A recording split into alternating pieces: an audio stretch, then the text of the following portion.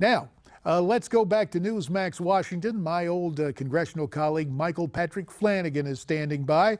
And also, well, we're just going to make this a congressional reunion because also joining us via Skype from Michigan is the one and only former chairman of the House Intelligence Committee, Pete Hoekstra. Gents, we appreciate you coming, and let's round it out for the historical perspective from Northern Virginia presidential historian Craig Shirley. So, Craig, you drew the short straw. There you are, a historian with 3 recovering members of Congress. So we will go to you first, sir, in deference to the fact that you were smart enough to stay out of the House. Your take on it tonight. Well, I think that it was half food fight, half gentleman's conference. We know who was throwing the food, and we know who was trying to make some rhetorical and political points. This is going to redound badly, my guess is, on the Clinton campaign. I think Tim Kaine interrupted Pence something like 22 times in the first hour. I think he had too much coffee this morning, this afternoon, this evening.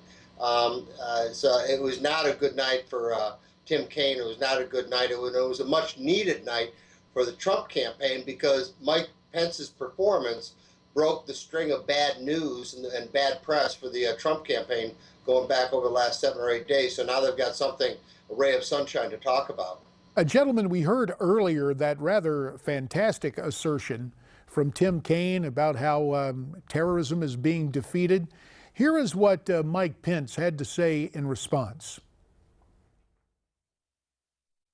Apparently, we do not have that sound clip right now, but we have someone who understands it pretty well, the former chairman of the House Intelligence Committee, Pete Hoekstra. Pete, could you believe the rosy scenario that Tim Kaine was trying to paint and making the case for Hillary Clinton as our next commander-in-chief?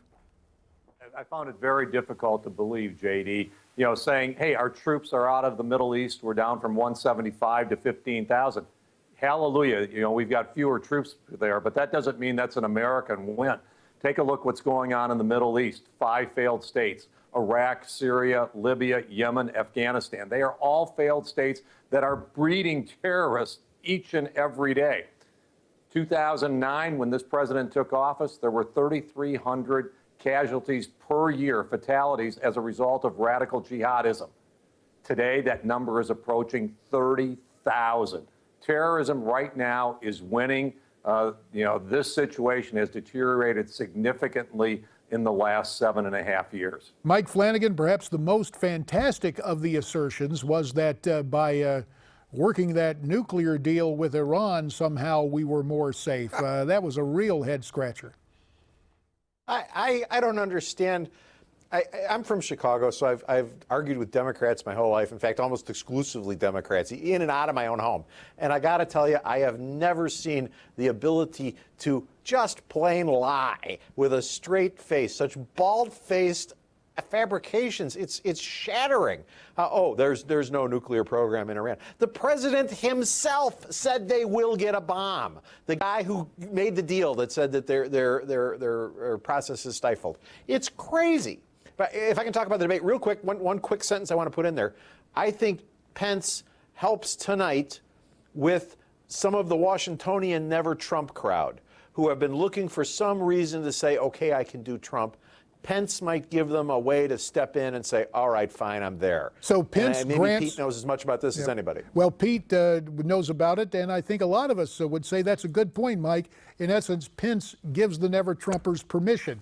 We've been putting out requests for phone calls at 1-877-NEWSMAX, 1-877-639-7629. And from Cincinnati, Gary has picked up the phone to call. Gary, you've got about a minute. Make it count, sir.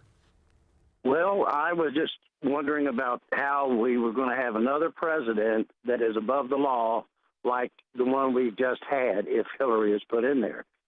She didn't answer truthfully on Benghazi. She didn't answer truthfully on anything. And it just seems like it's the same old 7 and 6. And that point, again, is something that comes up time and again.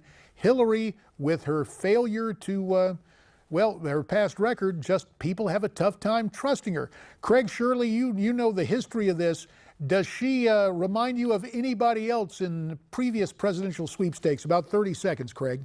Oh, JD, I don't think there's any doubt that she is the most Nixon-like candidate of the last 40 years. She's secretive, she's paranoid, she's made list of enemies, and I'm saying this as an historian, not as a conservative or a Republican. This is that her behavior is very, very reminiscent, almost identical to the behavior of Richard Nixon when his time in Washington, his time in the White House. Funny you should mention that. I've seen an ad offered by somebody to that effect. We're going to step away to let people pay some bills here, but when we come back, our panel will reconvene and we'll take more of your calls again at 1-877-NEWSMAX. That's 1-877-639-7629.